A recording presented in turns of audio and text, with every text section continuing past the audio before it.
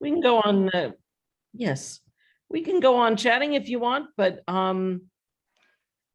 give folks a few more minutes.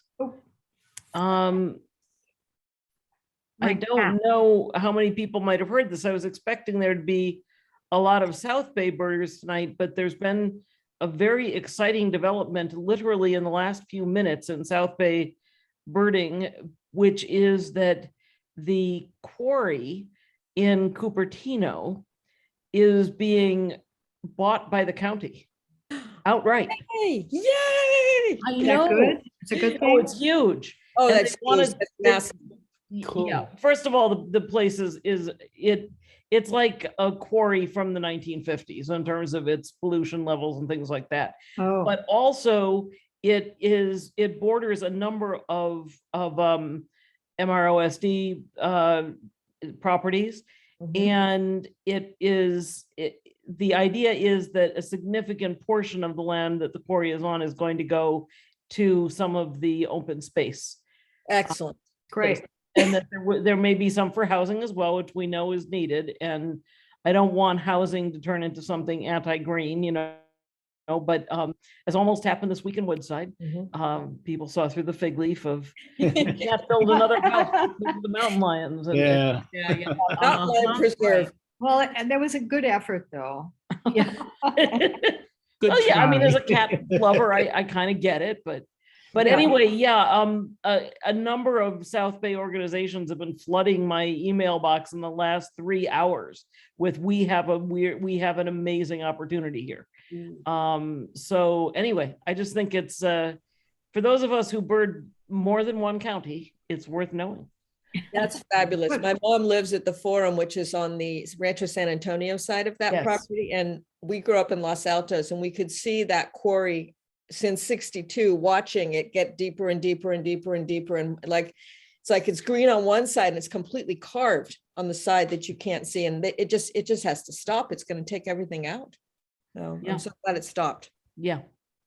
Yeah, the county said it's a health risk. So Oh, it's a excellent. health hazard. Yep. So that's interesting news. Anyway, we shall see what happens. Okay. And we'll talk some about field trips. I will give the field trip coordinator a chance to spread the good news. And let's see, I feel like I've semi lost. Oh, we're just at 7:03. I'm gonna chill another half minute. And I hope everybody knows about the Oriental turtle dove and has made an attempt to go see that. The bird is cooperative and seems to keep a pretty regular schedule. And there's always people looking. Favorite comment about the people chasing the Oriental turtle dove was that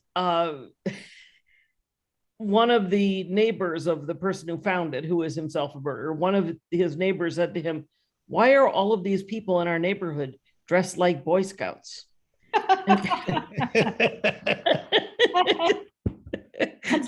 And then, of course, who shows up but our own Cedric and DeBrill. So we actually did have people who are Boy Scouts who were there, but Our own Eagle Scout. our own, excuse me, I'd forgotten.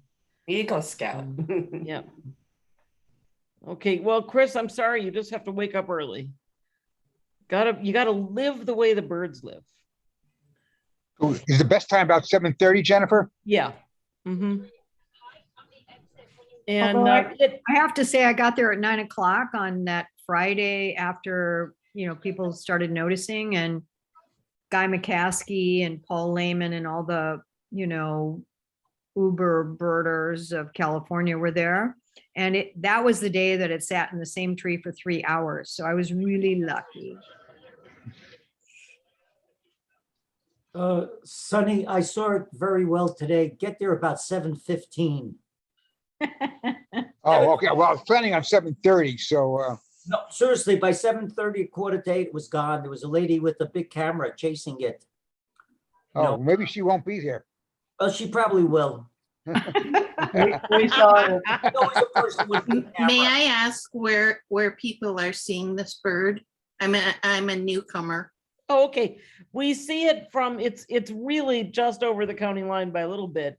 It's on Greer Road at a, so in Palo Alto.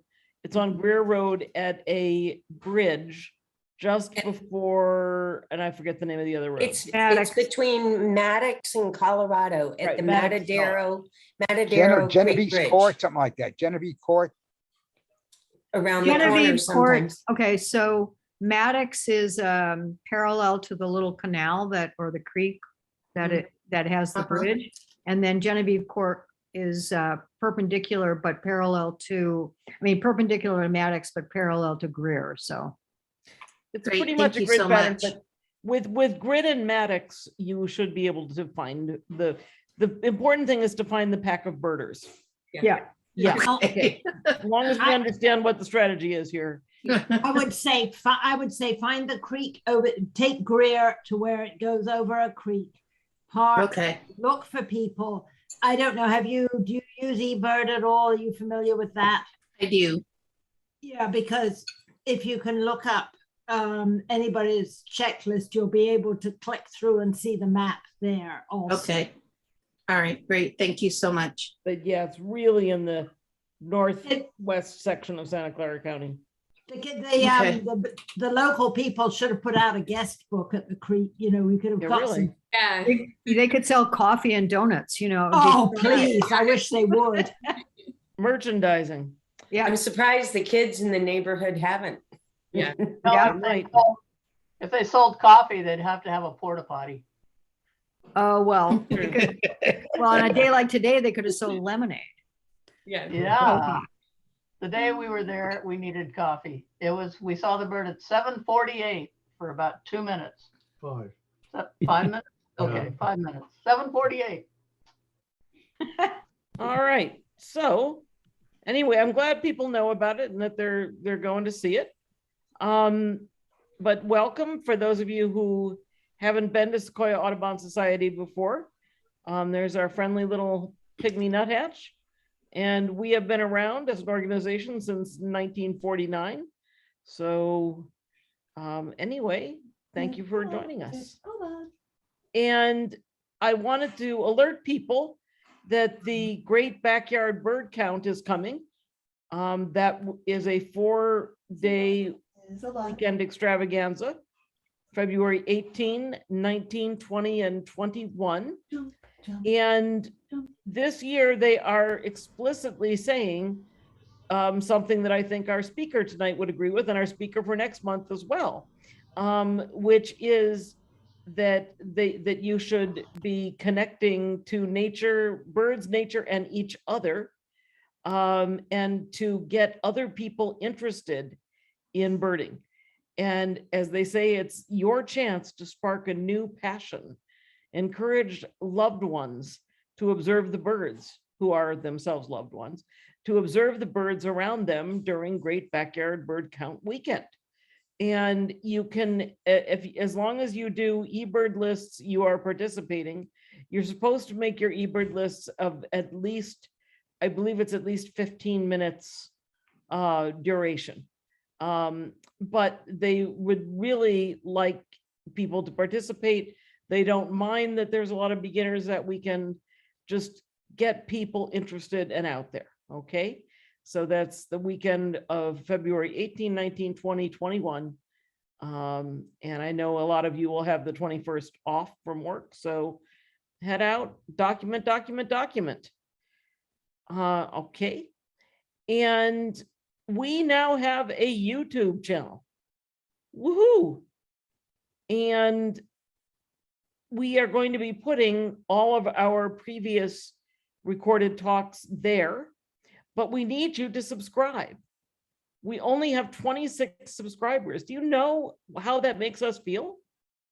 It makes us look silly in front of other Audubons. Okay, so please just go to the Sequoia Audubon Society YouTube page and subscribe. It doesn't mean anything other than that you will get an email in your Google account when we post something new. So it's no obligation. You don't have to go watch our stuff. I mean, you should want to, but you don't have to, right? So it helps helps us to have a lot of subscribers. So go in there and subscribe. We do have, as you will hear in a few minutes, the best programming of any Audubon of our size. We are the little engine that could. So check it out and subscribe. And I'm going to mispronounce the name of our volunteer who helped us with this. So Davina, can you assist? And is she here? Oh, Davina went away. No, I'm here. Okay, good. Anna Lees. Lise, okay. And no, I do not see Anna Okay, has joined us this evening All as right. yet. because we know she Yeah. gets to watch these later. Yeah. All right. I had shown this earlier today and realized I hadn't shared it with you guys in a number of months. But I do encourage you to participate in this community science project, Birdability, which is your way, whether you are someone who has any mobility challenges or not, to help other birders know how accessible parks are. This is not something that is regularly reported to us, to people. And so it's really helpful. Notice the Bay Area is ahead here with a whole lot of places that have been marked. And we do have some of the co-organizers of Birdability who live right here in our area. But I wanted you to be aware of this again, and it's just birdability.org. It's as easy as can be. They include all the instructions. You don't have to know in advance what all of the constraints are. You can look at the website and see what kind of information they want, and that will help you to make wise decisions. So please help out. And it only, it takes maybe 5-10 minutes, and you might be helping somebody, including yourself at a later moment in your life. You may be helping someone to be able to use a park. So it's a really small thing, but for all we know, that person could be you. I don't know about the rest of you, but we've been watching some of these Winter Olympic events, and it's surprising to me that the Winter Olympics don't result in like lots of people who have mobility issues after the fact. All right, so I wanted to ask our conservation committee chair and our field trip chair if they had any news they wanted to share with us. So I will first turn to Marshall from the Conservation Committee and make your pitch. Yeah, it was, we've been actually a little busy. Two highlights are a number of us attended the county parks community meeting on Flood Park and made our points well known. That one, they didn't, for some of you that don't know, Flood Park has had a proposal from the parks to build some ball fields, which would entail cutting down some trees that provide habitats, shade for people, very serene areas. And anyway, so there's a group in the area that's very concerned about this. And the Parks Commission pulled together some additional community meetings. And some of us attended there to let them know that, one, they didn't let the community know. They've been doing this for a couple of years and people didn't even know about it. So they got an earful, and I think they're probably rethinking that. And so the birding community and the local community and so on has had some kind of impact. We don't know because there's some future meetings to be held. Secondly, the Parks Commission, the county parks has made a proposal to open up the Pillar Point Bluffs and Quarry Park to off-leash dog use. Now, some here may be in favor of lots of off-leash dog use, but nevertheless, there was a lot of opposition to allowing it at Pillar Point Bluff because for a lot of reasons, some of which had to do with the fact that it's next to the Fitzgerald Marine Reserve. And so yesterday was the hearing before the County Planning Commission. And to make a long story short, the commission voted no, you can't open this to off-leash dog use. They were in favor of Quarry Park, but not the Pillar Point Bluff, but they had to vote down the whole thing because that was the proposal. So for the time being, that's going back to the drawing board, and my suspicion is they'll come back with a proposal to open up Quarry, but maybe not Pillar Point. So those are some of the big things that went on in the last few weeks. If anybody has any other conservation issues they want to bring up, please let us know. How do they ensure that actually the off-leash problem is actually enforced, as opposed to just ignoring it and then essentially allowing dogs to go off-leash? Yeah, there was a lot in the proposal dealing with that issue. They were supposed to do a lot of monitoring. This was a pilot program, by the way, that was going to be for, I think, 2 years, where they were going to collect a lot of data about adherence to the requirements, and they were going to have rangers collecting data and monitoring and so on. But it was felt to be very inadequate. Plus, it's yeah, so it is a complex issue, and that was part of the problem, that they really didn't adequately demonstrate that they could do that. Okay, thank you very much, Marshall. And let me just reiterate that we always need more people on the Conservation Committee, even if what you want to do is just write letters or attend meetings in your municipality. This is a county that has a lot of development pressures on it, and we can't even know about all the battles that are happening at a local level unless we have a lot of ears.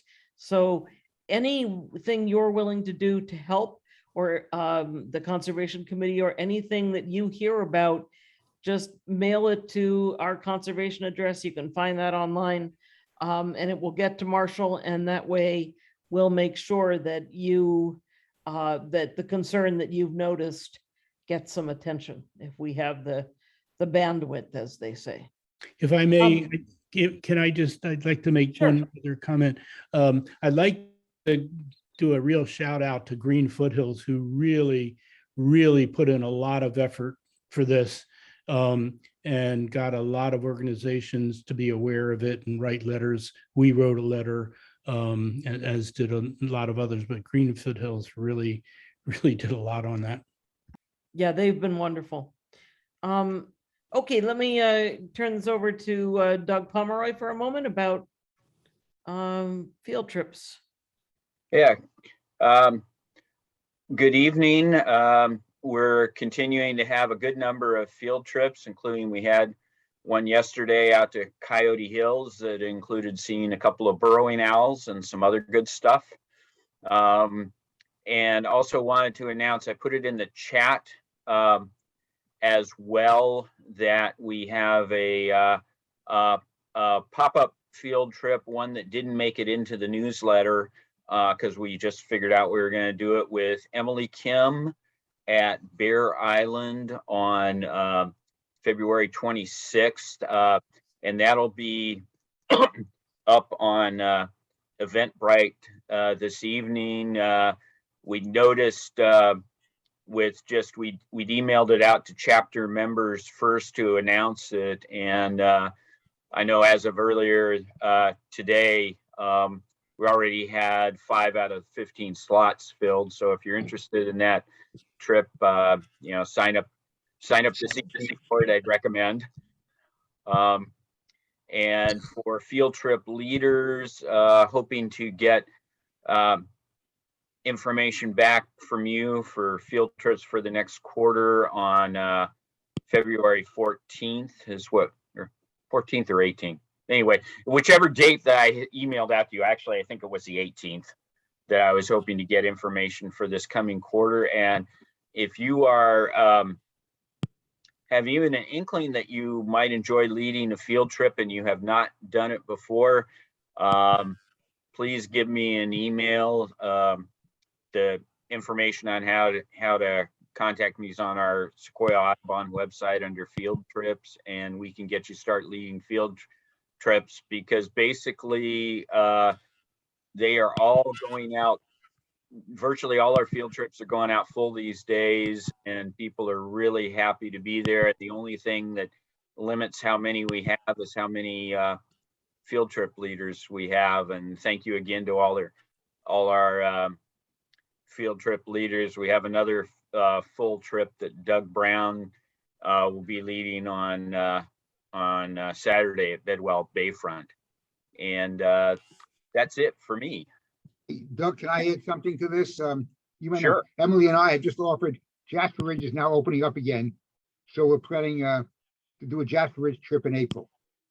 Yeah. I'll be doing that with Emily. So look for news of that coming up pretty soon. Can Yeah. I ask a question? Please. Are you guys planning on a late April Mines Road trip by any chance, or do I have to go with Mount Diablo? It depends on whether we have a trip leader that wants to do that. And so as of right, I'll know a little bit later in the month whether we have somebody who wants to lead that trip or not. Okay. But I'm doing a Pinnacles trip in April 13th. I think I set that up. Yeah, So yeah. it's not Mines Road, but it's kind of like, but there's condors. There are, yeah. Yeah. Since I don't know anybody who's definitely doing Mines Road, you might want to sign up with Mount Diablo if they're definitely doing it. Yeah. Okay, thank you. Yeah, go learn all the information and you can lead it next time. No. Well, I got to try. Yeah, thank you. Definitely. And we did have in the pre-meeting a lot of discussion about the Bluebird program, but Beverly, if you wanted to add anything for those who are in the meeting now. I was actually going to put that in the chat, our direct link to the program. The email address you're going to see goes directly to me, and I'll put a link for our page, our section on Sequoia Audubon's website. If you are interested in either what Kimberly did with those nest boxes, if you're interested in being a monitor or building boxes and nest box retrievers, contact me and we can get you set up. We're going to be starting in about 2 weeks. And for those of you who are among our older members, or like me, are aficionados of history, we have been doing some research on Howard Rathlisberger, who was really the person who started the Sequoia program back at the end of the 20th and the beginning of the 21st century. His surviving sons have shared with us a wealth of pictures, and we're going to have that up on the website in the in memoriam page, as well as on the Bluebird box page. So if any of you have personal memories of Howard, we'd be happy to hear that. You can direct that to Beverly. All right, were there any other members who... Oh, yes, that's right. Davina just reminded me that Alcatraz waterbird docents and surveys folks are looking for new volunteers. If you wanted an excuse to hang out in Alcatraz without having to go to prison, we've got it for you. So anyway, Davina has the info on that, and you can get that from her. Yeah, I just sent her the flyer. I'm actually a waterbird docent, and if Very anybody good. has questions about it, it's a fabulous program. They do a really good training with the national, you're part of the national park, so it's a great opportunity. Oh, that is wonderful. Yeah. Kimberly, do you sleep? No, I don't actually. When I'm not birding, I'm doing my surveys. Very good. I like it. And not only that, she sees dickcissels out of her window on the ridge trail, or Not Hopefully very ridge trail. often. Okay, not every day, but And she's modest because she's also a really great artist. Thanks. gosh, I don't know. This is wonderful, but it's also a little intimidating. Okay, so with that, I'm going to turn to introducing our speaker this evening. And let me just go back to my screen for a moment. I don't know, again, you know, back in the BC era, that would be before COVID, people used to travel to other places. And one of the magical places for birding in the United States is the area I have circled here on this map of Minnesota. From Duluth going northeast in that fine state. This area is super interesting in both the winter, and by the way, warning, it is cold, and in the spring and summer when it is one of the boreal areas of the United States that can have all kinds of breeding warblers. So it's a really wonderful place to know about from a birding perspective, but it doesn't get the attention of, say, Southeast Arizona. And that's really a pity. If you haven't been and you would like more advice, there is no better person to ask, and I can say this from personal experience, than tonight's speaker. Laura Erickson is, to my mind, one of the jewels of a human being among us right now in contemporary American birding culture. Her endless optimism and her ability to reach all kinds of audiences with new information about birds has long made her one of my role models. And then was added to this that when Peggy and I went to Minnesota during the famed winter of 2005, known as the Big Owl Invasion year, when there were northern hawk owls on almost every mile, great gray owls on almost every mile along the highways and so on. I mean, it was incredible.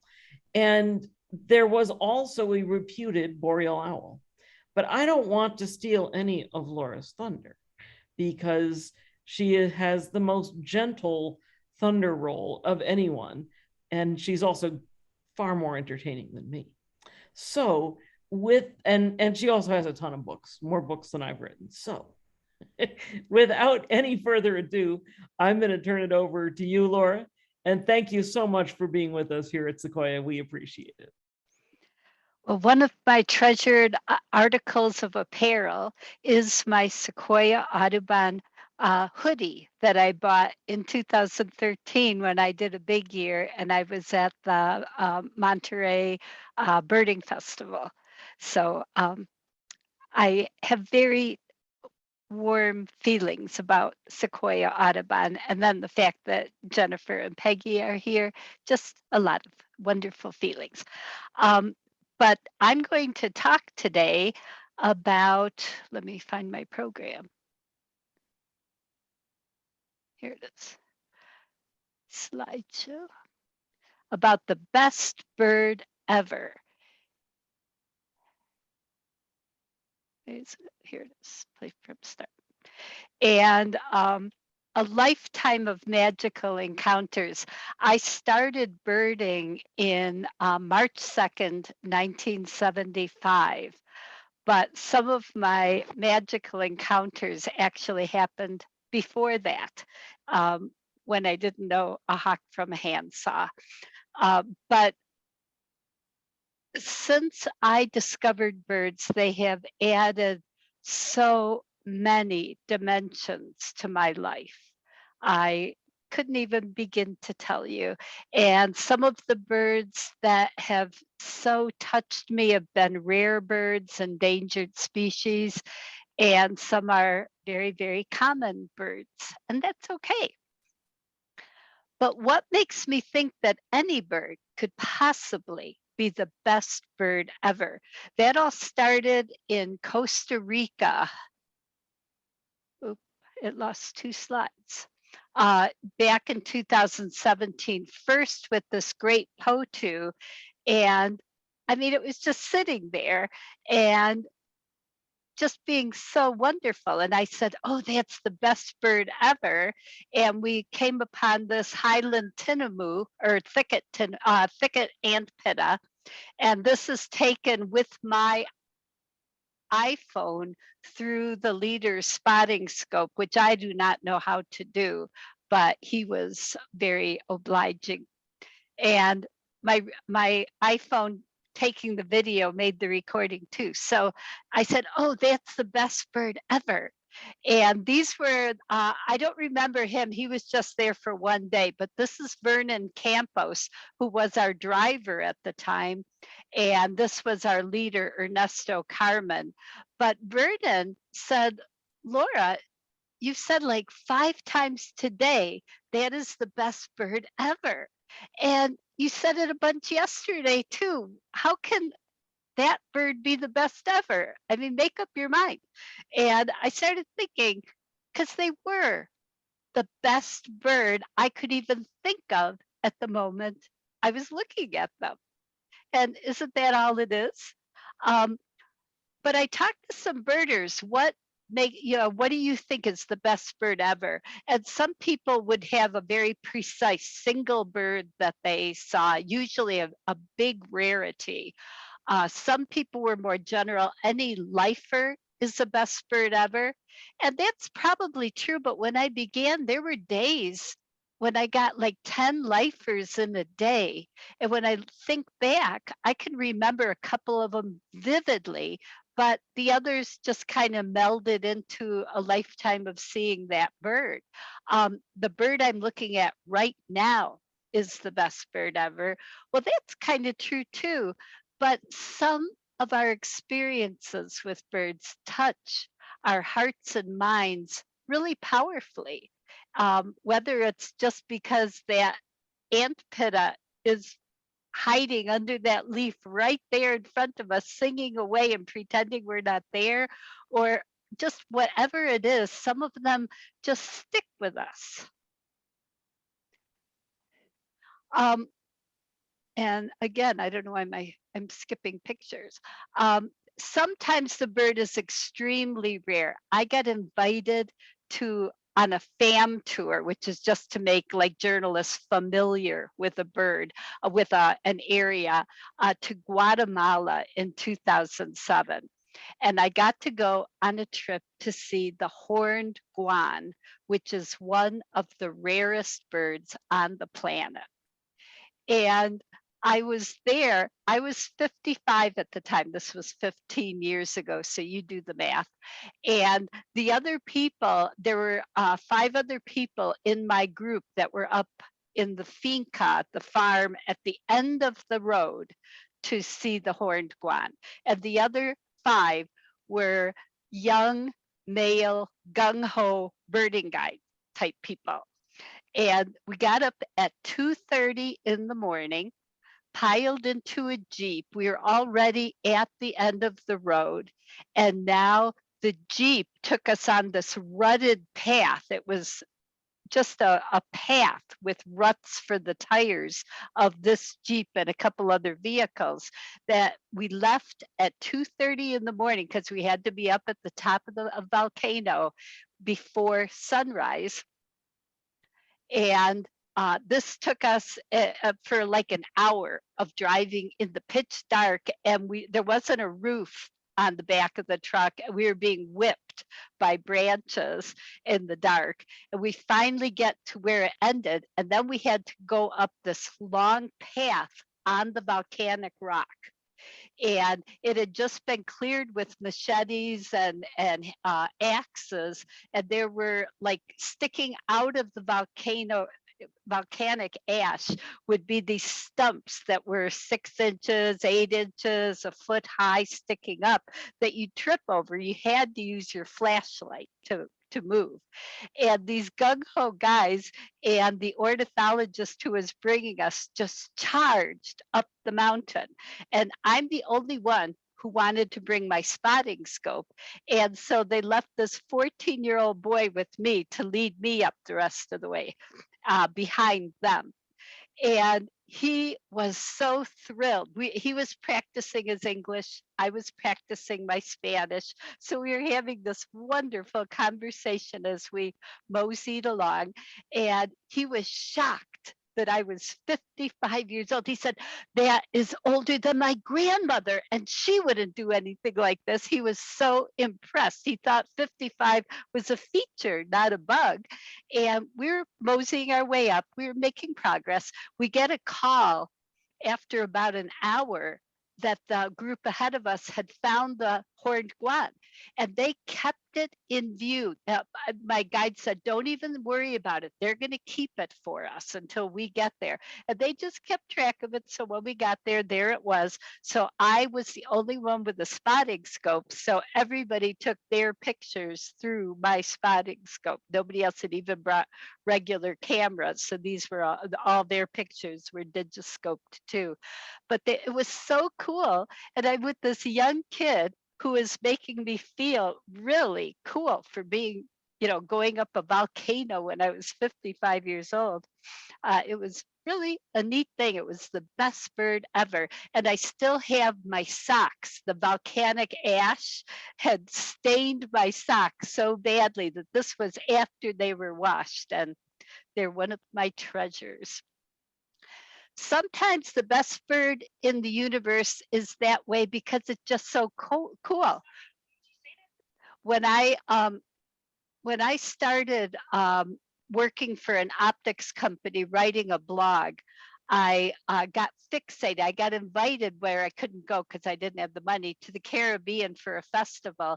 And the thing that caught my eye was the Cuban toady. I fell in love. I wrote so much about it on my blog that for a long time, if you Googled most adorable bird in the universe, it took you straight to my blog talking about the Cuban toady. I wanted to see that bird so bad. But I figured, when am I ever going to get to Cuba? One time I talked about it to Chandler Robbins, my hero in the universe. And he was the big time guy for the U.S. Fish and Wildlife Service who started the breeding bird survey. And he was just a brilliant, sweet man. But he's and the most follow the rules guy too. And he said, Laura, just drive up to Thunder Bay and fly to Cuba from there. But I didn't think I'd ever really see a Cuban toady, but I talked about him a lot. And I was married to this guy, my husband. We were high school debate partners, and we learned how to debate well enough that we are still debating to this very day. Almost 50, next month, it'll be 50 years, our 50th anniversary. But I talked about the Cuban toady to him a lot too. And then one day I had a heart attack. It was actually 7 years ago this weekend. I had a heart attack, and it was right after I'd gotten my advance. I wrote the Minnesota's ABA field guide for the state, and they had just sent me my advance and I'd put it in my account. And when we're on the way to the hospital, I'm thinking, oh my God, I hope I have enough money in my checking account so Russ can pay it back. And then I went through Russ and my kids. My dad had died of a heart attack when he was 50 and I was already 63. So I figured, but then I figured, well, Russ is going to survive. My kids, everybody's going to be sad, but they'll be fine. And then I started thinking about, hokey smokes, I have had one heck of a happy life. I started thinking about chickadees and all these things. Never once did it occur to me to think, oh, darn, I wish I'd seen a Cuban toady. But poor Russ, the whole way to the hospital, he's sweating bullets. Oh my God, what if she dies? And she has never seen a Cuban toady. So the first thing he did when I got all better, because I obviously recovered, was to sign me up for a trip the next year that Zeiss and the late Eagle Optics put together. So I got to go to Cuba and I took that picture of the best bird ever. It was so cool. So, but a lot of what we love about birds and the Cuban toady, part of what made it so wonderful was that Russ wanted me to see it so badly. But the person I loved more than anybody in the universe as a child was my grandpa. My house was very dysfunctional and violent even, and my grandpa when we got to see him, everybody pretended like everything was wonderful. And it was, as long as he was there. That's when I was a flower girl for my aunt's wedding. But he gave me my first comprehensive field guide. It had to be comprehensive. It had 18 species in it. And sure enough, it had the birds I saw. It had house sparrows. And I am sorry, I know how horrible they are to bluebirds. I know how horrible they are to all kinds of cavity nesters. They do not belong in wild areas where bluebirds want to be. But I grew up in the city. My house was so violent. I'd go to bed and I could hear screaming outside the bedroom, and the other side was the window, and we had the shrubs with house sparrows cheeping away at the end of the day. And it was like they were telling each other all their adventures of the day, and they all seemed so happy and cheerful together, and they were the best bird ever for that point in my life. I loved them. So here's me when I was about 4. And yep, house sparrows were in my book. Robins were in my book. I could see them walking on our lawn. And then there was an important bird I saw. We lived in the city of Chicago, and pigeons were not in that book. But my grandpa told me that pigeons had saved a lot of soldiers' lives in World War I, which he fought in, and then World War II. So I knew that the reason pigeons were not in that book was they were in a book about the heroes of World War I. And then there was another bird that wasn't in there, canary. And my grandpa had canaries, but I figured, well, it doesn't have pet birds, but it had all the others. The first bird I ever identified from my book was the blue jay. I was about 5 and my family went to Lake Geneva in Wisconsin, which is a place where Chicagoans go to vacation, and there's cottages and motorboats everywhere. And I knew it was true wilderness because there was a blue jay, and I was so thrilled. And so I am very enamored of blue jays to this day. And then it also had cardinals. And my grandpa's canaries, every time we'd go to his house, I'd run over to the cage and be going, bee, bee. And the canaries would do that back at me. And my grandpa said one day when he was at our house and we were having a barbecue and there was cardinal singing, that he bet if I practiced, I could sound like a cardinal. And I didn't even know how to whistle yet. I was still like five years old. And so I'm sucking and trying to make the, and I couldn't make a whistle sound. But one day I nailed it. And I just whistled and whistled because there was cardinal singing down the block. And all of a sudden he flew to my window and looked at me. And it was the most amazing thing that he made eye contact with me and sang. That was the best bird ever. And then looking out that same window, there was a maple branch right up to it. One morning, and in retrospect, it had to be May, but I didn't know that would have been significant at the time. There was this rainbow of little tiny birds in the branches. I didn't know what they were. I called my mom over. She looked out and she said, somebody's canaries must have gotten loose. But they didn't look anything like my grandpa's canaries. His were yellow, but they weren't vivid yellow. They were a soft yellow. And these birds were like vivid. And there was an orange one. And they were just so amazing. And all of a sudden I realized, because they were not in my field guide, but they had to have been. My grandpa told me about how canaries saved the lives of miners. They would bring pet canaries into the mines, and sometimes this poisonous gas would get out. And the canaries, when they died, that warned the miners that they had to get out in a hurry. And I realized what these birds were. They were the angels of the canaries who had given their lives saving miners.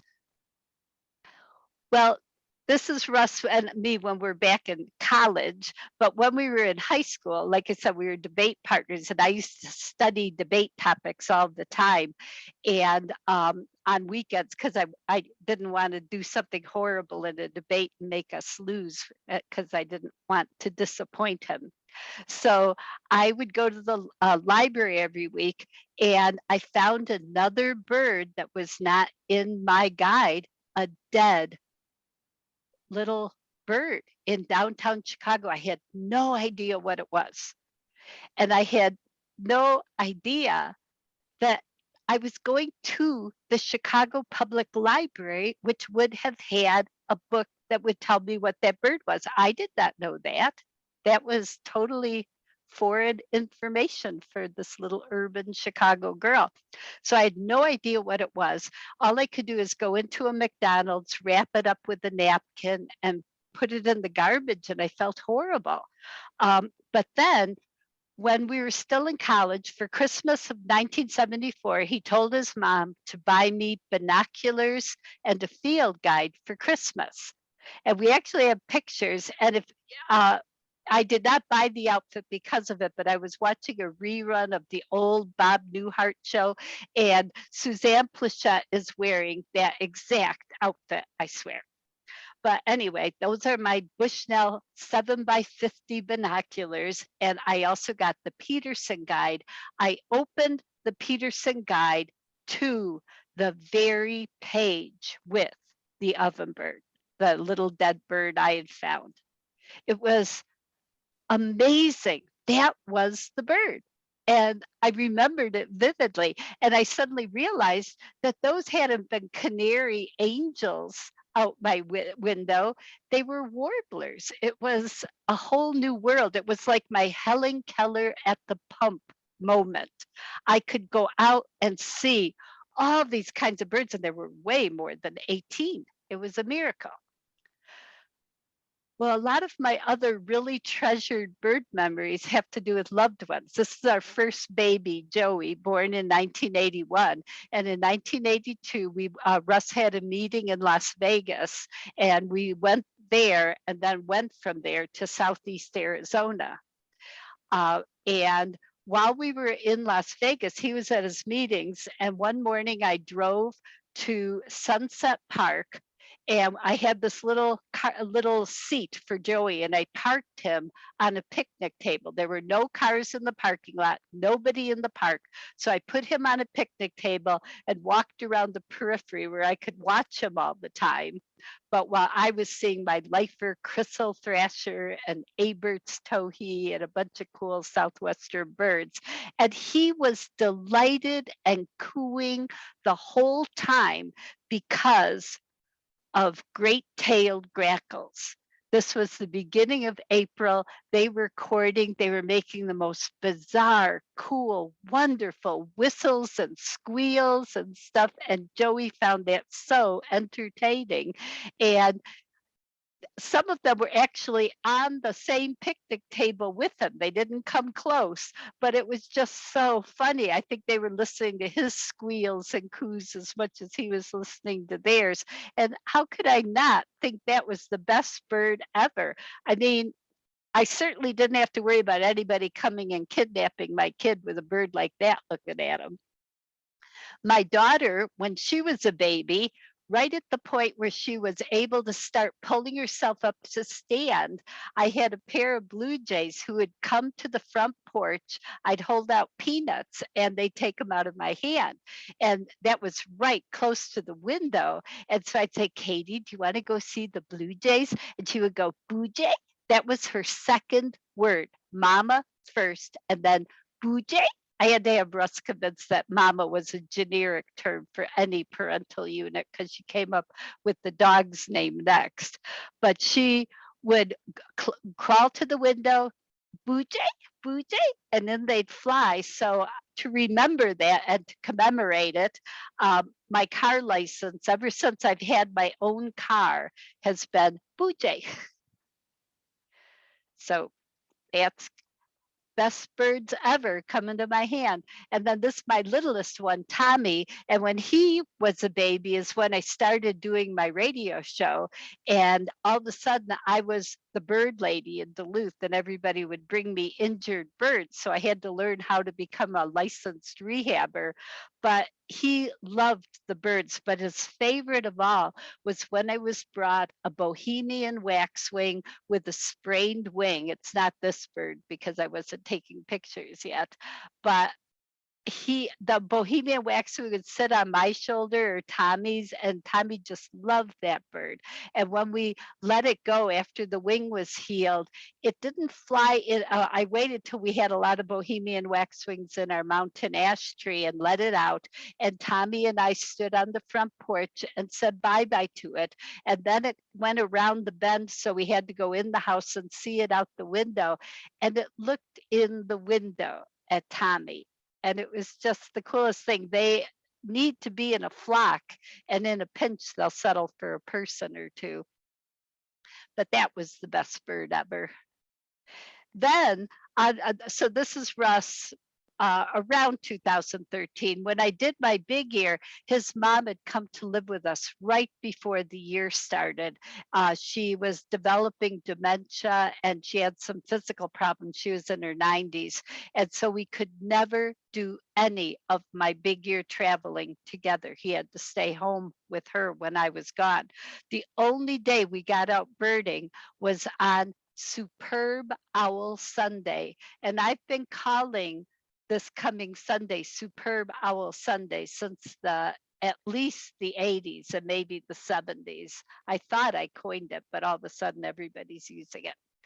But while we were in Two Harbors, which is we'll get to a little bit later because of Jennifer, but while we were in Two Harbors, we drove up there, and on the drive, we passed two clusters of birders with spotting scopes and cameras. And I know there were two boreal owls on our way there, but I wanted to find my own. And I had this favorite little alley that I'd go through in Two Harbors. So Russ and I went there, parked the car, we're starting to walk, and my friend Jim Lind showed up, and he had to tell us about a saw-whet owl that was a couple blocks away. And this is the saw-whet owl. But Jim had never met Russ, so we're kind of sitting around chatting, and all of a sudden, Jim and I look up, and the bird he's pointing to is a boreal owl right there, who was there while we were standing around talking, and it was so close, the sun was behind us. So I got my best pictures ever. And it was just the most wonderful thing. One of my pictures showed he had an injured foot. And a few days later, a boreal owl with that side injured foot was captured. It was it needed help, and it went down to the Raptor Center because it actually was an injury, and it got better, and they released it up in the North Woods a few weeks later. So that's this boreal owl, my best bird ever. Then there's my dog Pip, and a few of you saw her at the very beginning. I discovered the night the Cubs won the World Series, and I'm a real Chicago Cubs fan. Under my desk right this moment, all the time, I have my autographed Ernie Banks card that my baseball that my husband gave me for my 70th birthday this year. So this is one of my big treasures because I so love the Chicago Cubs. When they won the World Series, I was too excited to go to bed for hours. And around 1 a.m., I finally went out. I had to go outside before I could go to bed because of this dog. We get out to the yard, and there was a boreal owl calling in my yard the night the Cubs won the World Series. They were celebrating too, apparently. And I didn't realize how general her unique ability was to, there's a karma between Pip and boreal owls, because the last time I saw one in the bog was in 4 years ago during the Winter Olympics. And Pip was in the car when we saw this boreal owl. And then when we were driving away, I turned on the radio and the American curling team had just won the gold. And that was doubly cool because the American curling team was all from Duluth, Minnesota. So that was Pip's sports karma with boreal owls. The other important person in our family for special connections to birds is a piggy puppet that Katie had bought for Tommy when he was really little. And we brought Piggy everywhere, including to Florida when I wanted to finally get my lifer Florida scrub jay. And it just happened to be number 600 on my life list. And had I known that they come right up to people, and it was still legal at Lake Kissimmee State Park, you could give them peanuts. Then he would have landed on all of us, and she and their children. But we didn't know that. But Tommy had his piggy puppet, and they kept landing on his piggy puppet and looking at it, but we didn't take pictures. So, but Florida scrub jays have always been our family favorite because of that. Here's my older son, Joey, the one who was in the backpack and the car seat back in Las Vegas, grew up. And here, this is back when it was still legal to feed them at, this is Lake Kissimmee State Park.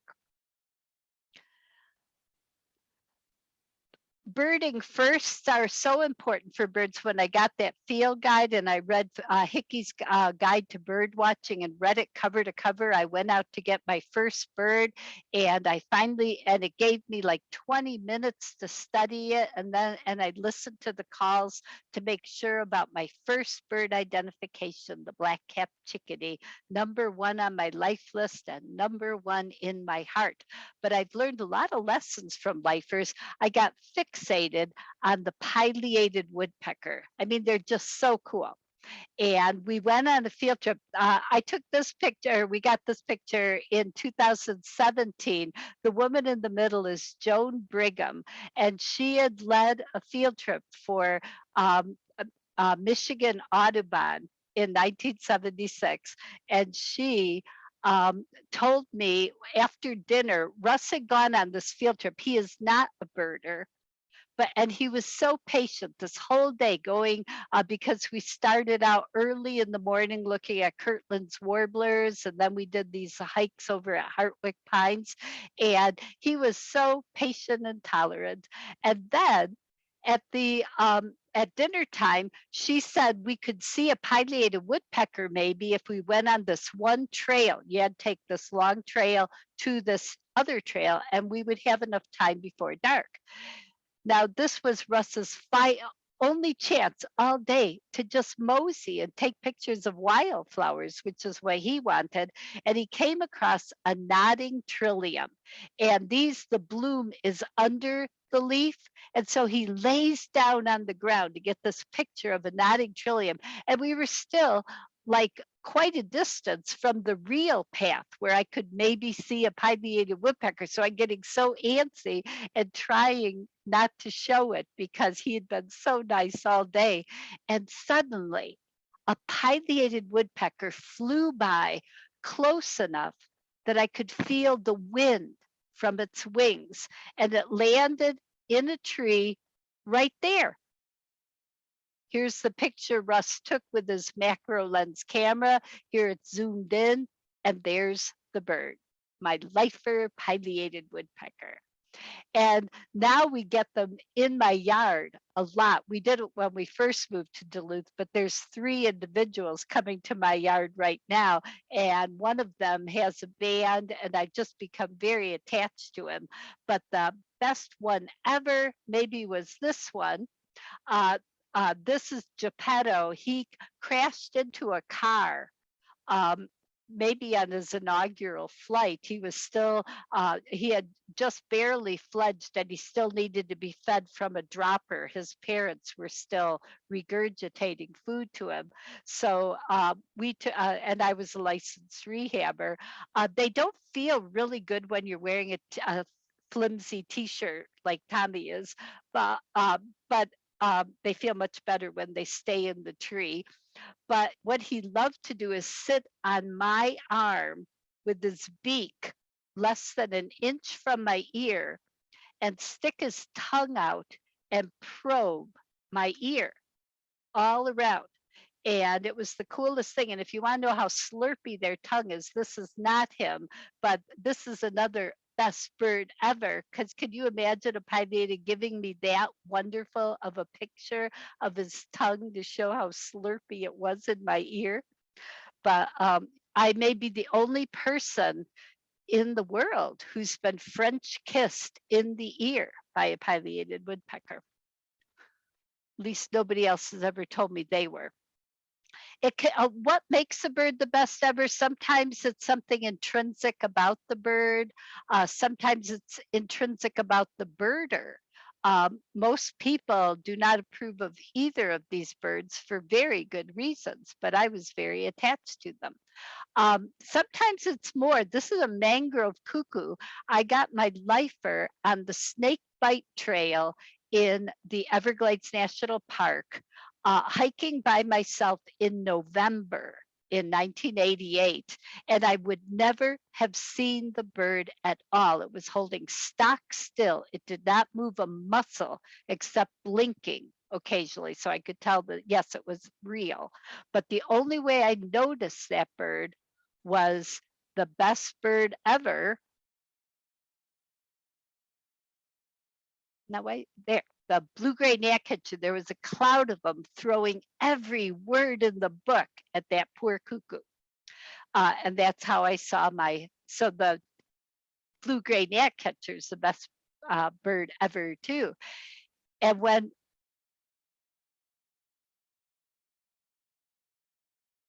this is the best mangrove cuckoo ever, though, because when I was taking that picture, Russ was holding up my cell phone and he's the one who took the recording of it. When I was a teacher, my students got to interact with birds that got into mishaps. This cedar waxwing got drunk and it would sit on our shoulders all day. And then when we released it, it just flew off. When we found a flock of waxwings in a nearby park and let it go, it flew off to them. It didn't let them say bye-bye the way the Bohemian waxwing did for Tommy, but it was just wonderful. We also, this was the school I taught in, and a brown creeper must have crashed into one of the windows, and the maintenance van found it and brought it to us. And the little guy, it had a sprained wing, and it would crawl up the girls' knee socks and crawl up the boys' pant legs. It was so adorable. So a couple times it crawled up. I was required to wear a skirt, so it would scratch up my nylons, but I survived. When we released it at a park, I told them how it's supposed to act, and it did that. It just went to the nearest tree. It wasn't in a hurry. It just kind of moseyed up, and then it went to the next tree and the next, and then it left. And half the kids were crying. And we were so happy that we had, help this bird, and so sad that we weren't going to see it again. And so for homework, the kids had to write an essay explaining what the word ambivalence means. One day I took my class out at a park that I birded at all the time in Madison, Wisconsin. And one of the little boys says, Mrs. E, a prothonotary warbler. And when I looked up, there was a yellow warbler close to where he was looking. And it was early enough in the morning that you get kind of a glowy cast sometimes to yellow birds. And I was trying to explain, I had no idea. We had 2 pairs of binoculars, mine and one little girl brought her grandpa's binoculars, and we shared them among 35 people. And we didn't, and I cut up one field guide so I could pass around. I made it into flashcards so I could pass around whatever picture I wanted them to know that's the bird we're looking at. And he was so crestfallen because he was sure, and I had no idea how he even knew what a prothonotary warbler was. And right as I was finishing up explaining, well, it probably isn't a prothonotary warbler. A prothonotary warbler sang from right across the path. So it must have just flown over there. Oh, he was so proud. It was wonderful. So how can you not say that wasn't the best bird ever? Then there's the humor factor. There was one park I could take them to in Madison in spring, and I would stop them at one point where we were coming upon a bend and say, if anyone can take 10 steps, you will get, without flinching or ducking or running away, I will give you extra credit. Because I knew that when they turned that bend, a black tern was going to go straight for them. And black terns are not like Arctic terns and common terns where they bonk you hard on the head. Black terns go straight for the eyes and veer off at the last moment because they're not kamikaze pilots. So not one kid ever could do it, but I knew they weren't going to go for the eyes, so they could watch me do it without flinching, and they were so impressed. It was very cool. That was the best birds ever. But that when I was walking toward it, I got pooped on, and it was this big, messy tern poop, and it smeared my glasses. It was just kind of a disaster, and I had to act cool, like, well, this is what happens when we're in nature, and it's, so I'm pulling out Kleenex. I had to take off my glasses to clean them, and to make it cool, I said, as a matter of fact, this is number 1 on my pooped upon list. So little by little, I got a pileated woodpecker once on my pooped upon list. I thought it was not fair to count birds I rehabbed.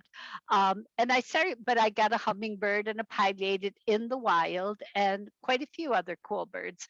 But then our family went to Hawaii in 2000, and I decided I wanted to bring my pooped upon list full circle. It started with the black tern, so I was going to bring it to the white tern. And I figured that should be easy because, they sit on wires part of the time. So all I have to do is sit under them. So the kids found that mortifying. They were in high school at that point. So Russ took them somewhere for ice cream. And we were in Honolulu in Waikiki Beach. And I found a white tern sitting on a wire and parked myself under it and waited and waited. And 5 or 10 minutes later, suddenly he pooped right to my right. So I cleaned off the grass there and moved over to there and waited and waited. And now it took 10 minutes and it finally pooped and it missed me on the other side. So I had to move a little bit in between and waited and waited. And the bird waited too until the kids were right there, so that they could witness the thing they did not want to witness, and mission accomplished. That was the best tern ever. But sometimes birds give us vindication. I used to help count at a place in Duluth called Hawk Ridge. And one time when I was there back in the 80s, I had just seen an osprey up the shore at this one spot where if they're there, instead of going closer to the lake, they come right overhead. And right after I'd seen that osprey, this guy in this big fancy car, a guy from Texas, pulls up, stops right in the road next to me, rolls his window down and says, "Is this the famous Hawk Ridge?" And I said, "Yeah." And he said, "Well, this isn't a thing. I don't suppose there's even any birds here. I don't see any." And I looked at my watch and said, "Well, in 4 minutes, an osprey's going to fly right overhead." So he parked his car and came over, and you could watch him checking. And sure enough, it did what it was supposed to do. It flew right overhead, and he was impressed.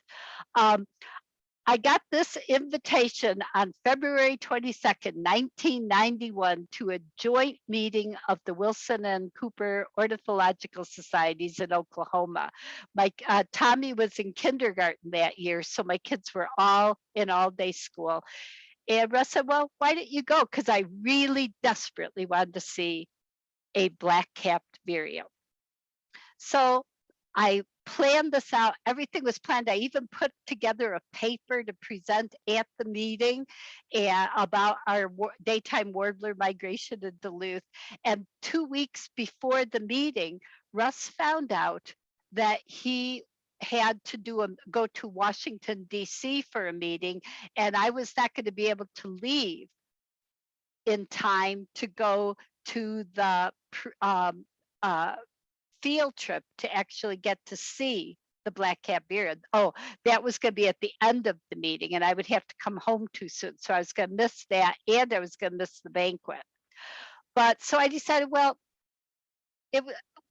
he said it was okay. He could manage it with the kids for me to leave 2 days early so I could go to the Wichita Mountains before the meeting. So I drive, it's 1,000 miles. It's the first time I've ever in my life done any kind of a trip. I camped in the Wichita Mountains overnight. Oh, it was so magical. There were Chuck Will's widows singing all night long, and I was camping in my our minivan. I was in heaven. And in the morning, I went straight to the office of the Wichita Mountains National Wildlife Refuge to see where I could see a black-capped vireo. And the secretary there, if you remember the TV show Dallas, she had this big hair and these long fingernails, and she's sitting at the desk typing, and I couldn't figure out how she was typing because her nails were so long. But I asked her where I could go to see a black-capped vireo. And she said, well, hun, you're not allowed back where they are. That's an endangered species. And I was devastated. I said, but I was going to get to go on the field trip with the Ornithological Society. He said, well, that doesn't matter. You can't go there by yourself. And I didn't want to cry in front of her. So I went out to my car, and there was a painted bunting singing right above my car in a branch, and the scissortail flycatcher over the parking lot. And I thought, well, even if I don't get to see a black-capped vireo, I'm still in this beautiful place. So I went in to get a map. I tried not to make eye contact with her when I went over to the brochures, got a map and an information booklet. And all of a sudden, this man comes up behind me, puts his arm around me and says, well, is everything here to your liking, little lady? And I have no idea. I just blurted out about how beautiful it was, but I really wanted to see a black-capped vireo. And he said, well, that could be arranged. And he yells out to his office, and this grad student comes out. He says, take her over to where Joe is. He's banding them today, right? And so I got to spend the day with Joe Grabowski, who was the expert in Oklahoma on their population of black-capped vireos. I got to see them in the hand, adult males, the two second-year males, the females. It was heaven. And the birds were so adorable. And so, but as the grad student was leading me out, the secretary was like shooting bullets at me through her eyes, but I got to see black-capped vireos. Then I have 3 Kim Eckert stories, and I'll have to end with Kim Eckert tonight. He's the top birder in Minnesota. When we moved there, he's the one who wrote the Birder's Guide to Minnesota. He's the first one ever to get 400 species on his Minnesota birding list. And he leads these great tours.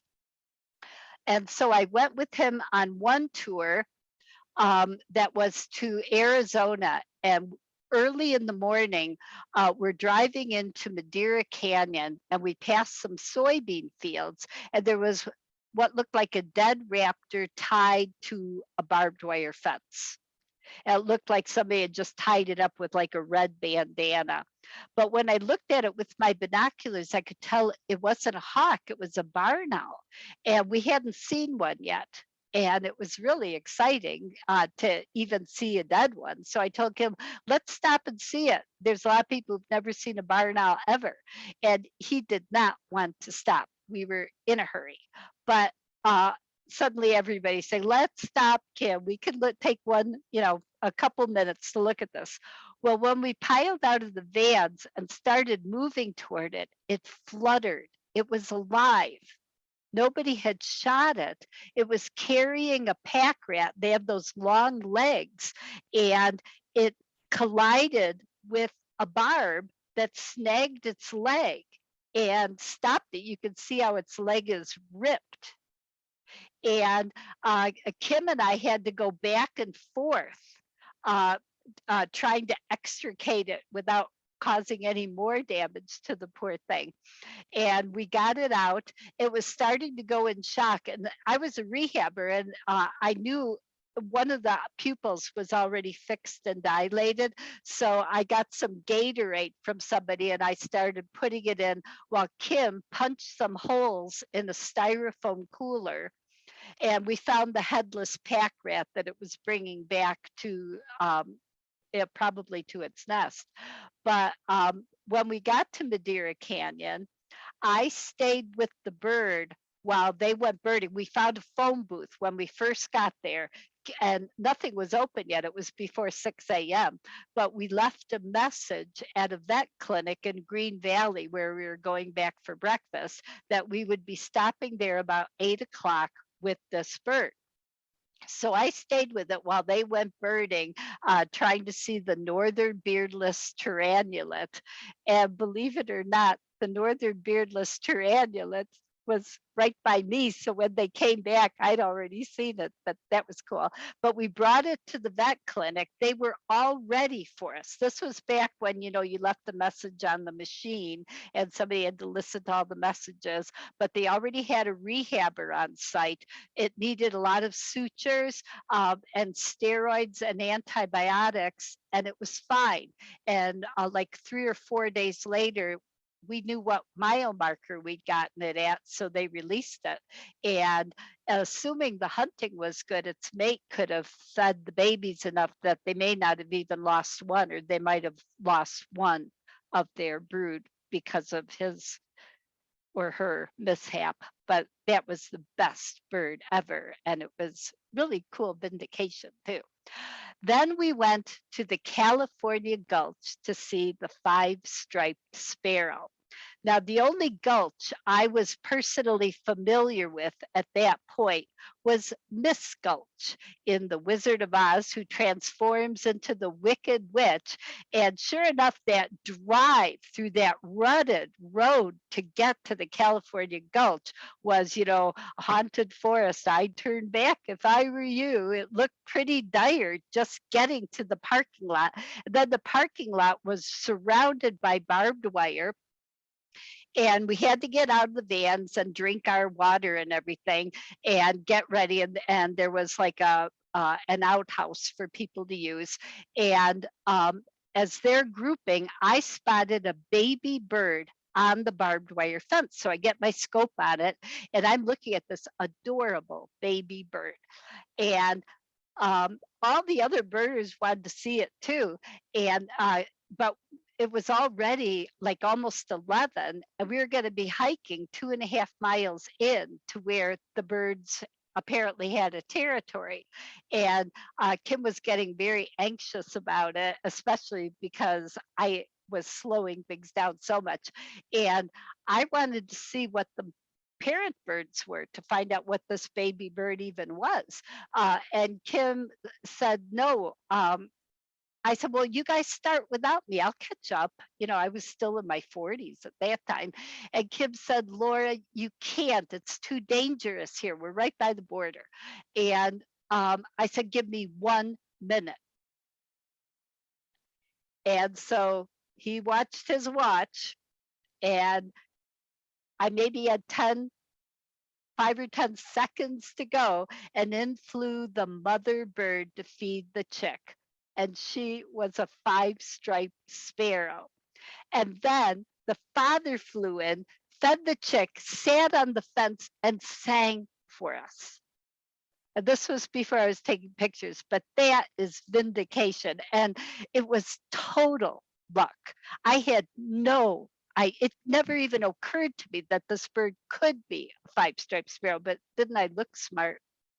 So we got our 5-striped sparrow. That's not my picture. I have yet to get a picture of one. But when I was out birding with Jennifer and Peggy, when they came to Duluth for that, for our big owl invasion, the easy owls were the great gray and the northern hawk owls. The boreal owl was the hard one.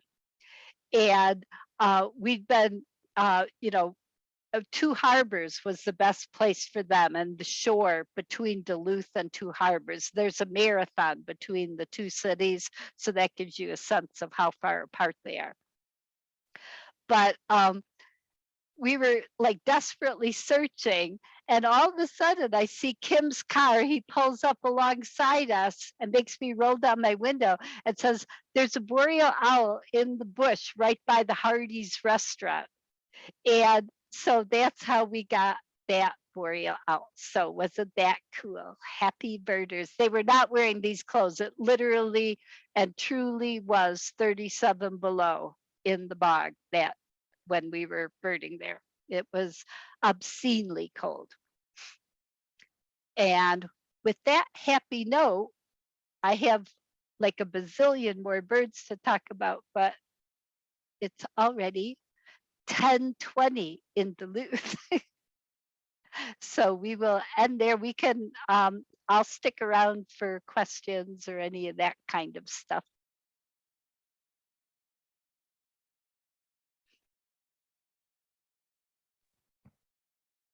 That was wonderful. Thank you so much. Just so funny and uplifting. And I will let others share, but yes, that boreal owl was magical. It was the best bird ever. And it does have a very special place in our memory. We even have a photo of the boreal owl that still remains the only boreal owl that Peggy and I have ever seen. Pip has a much longer list of boreal owl sightings than I do. So she's only seen the 2, so she's only got twice double as what many I've as got. you. Yeah.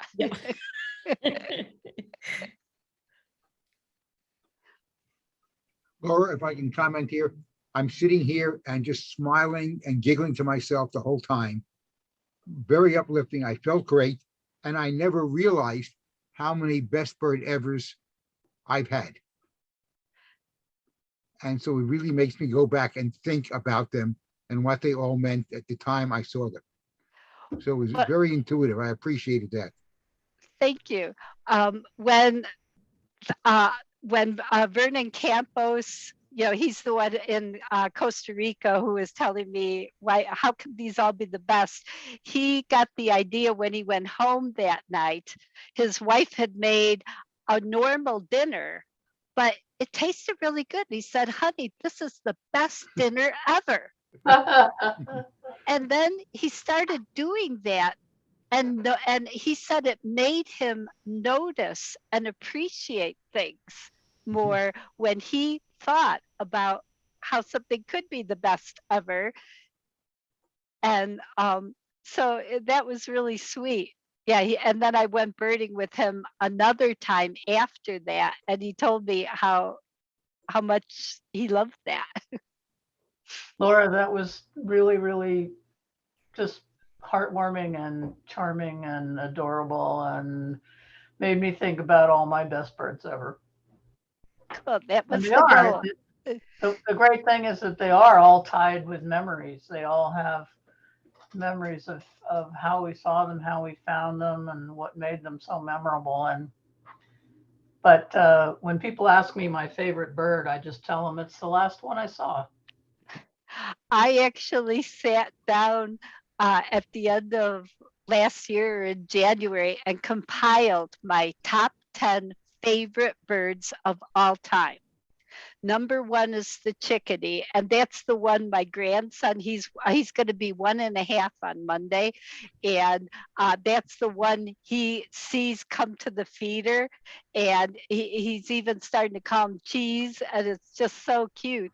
But I've gotten so many wonderful experiences with them. So that's number one.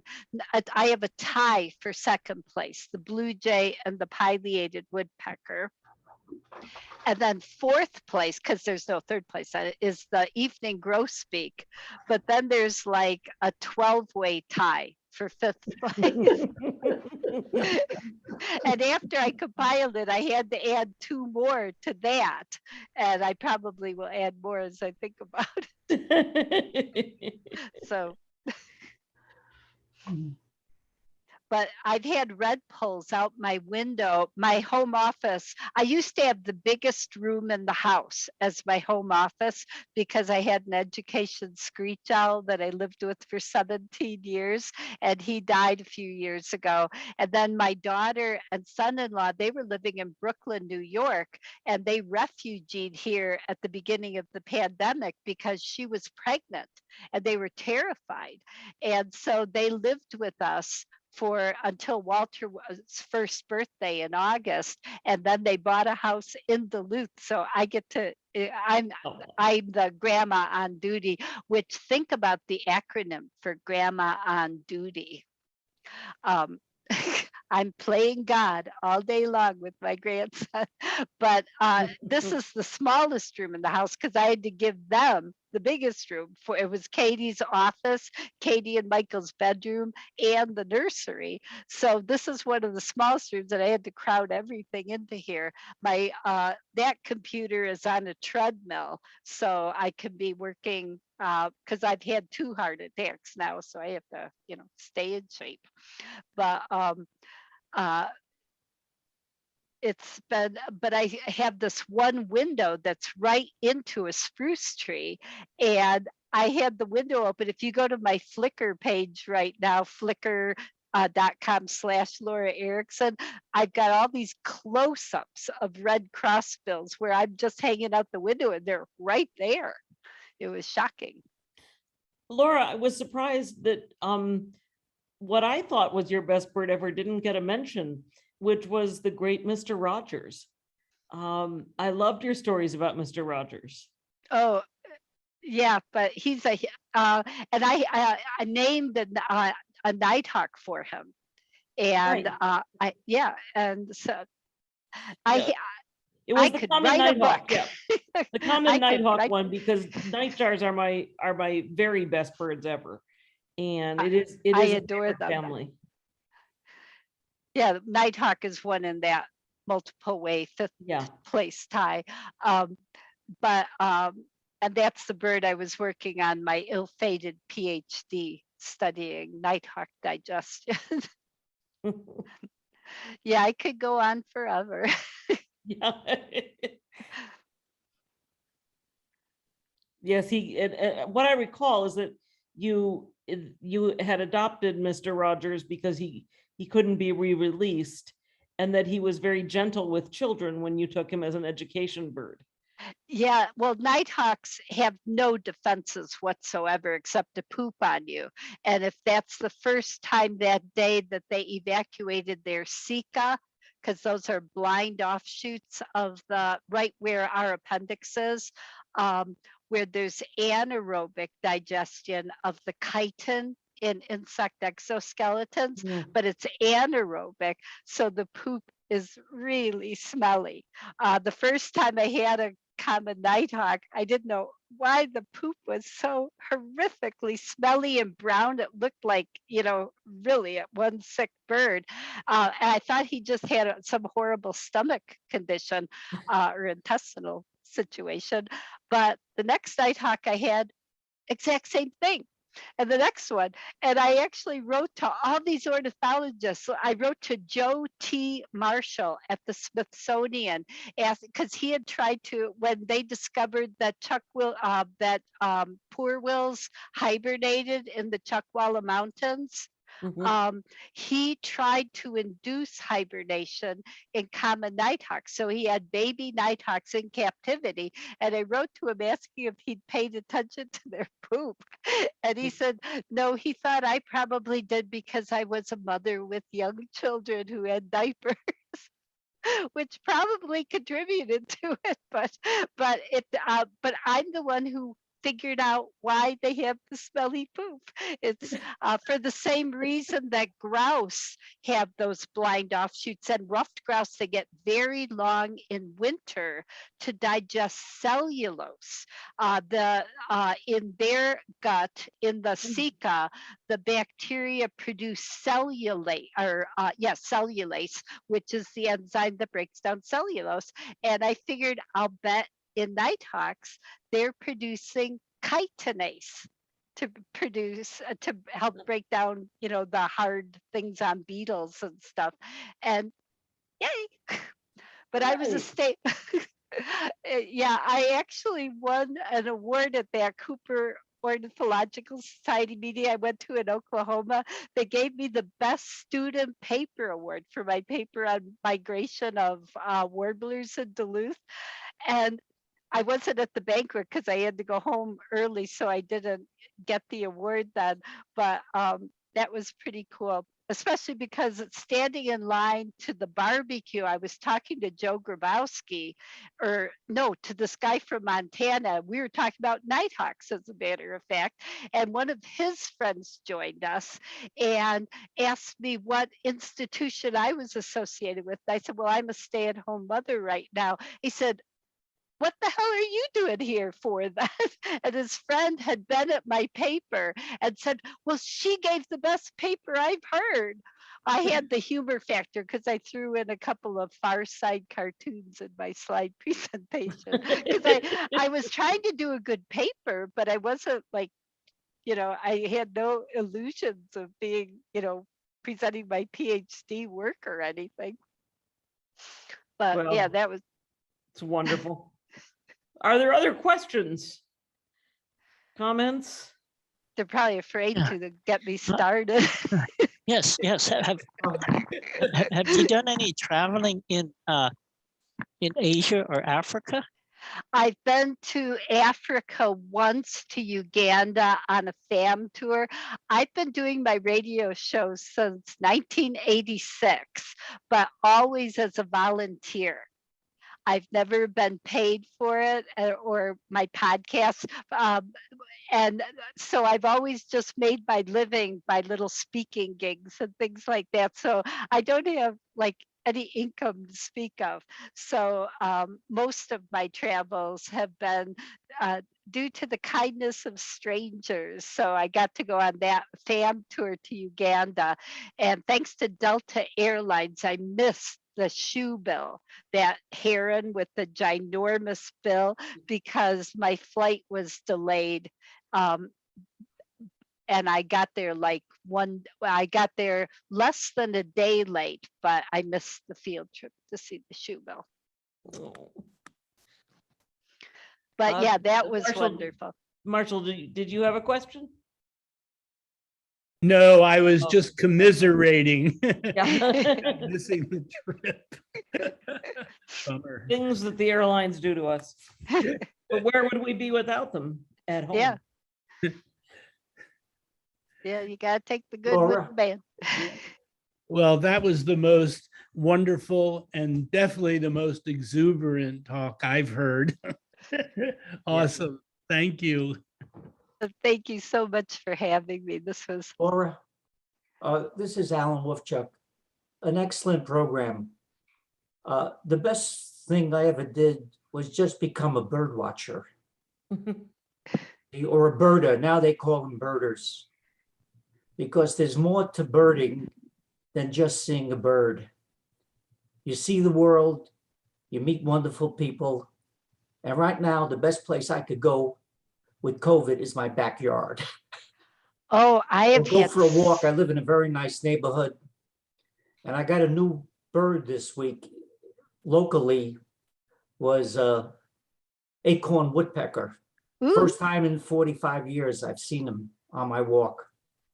Thank you very much for an excellent program. Well, thank you very much. Mhm. Well, thank you. We've all had a wonderful evening. I just feel so warmed. It's wonderful to see you as well, and hoping that we can get back to that magic corner of northeastern Minnesota sometime and bird with you and meet this this grandson who sounds so cute. He's a keeper. Yeah, that's good because there's a no return policy on them. Yeah. Yeah, they don't come with a warranty, no I know. return. Or It's any kinda instruction shocking. manual, apparently. No, Yeah, it's crazy.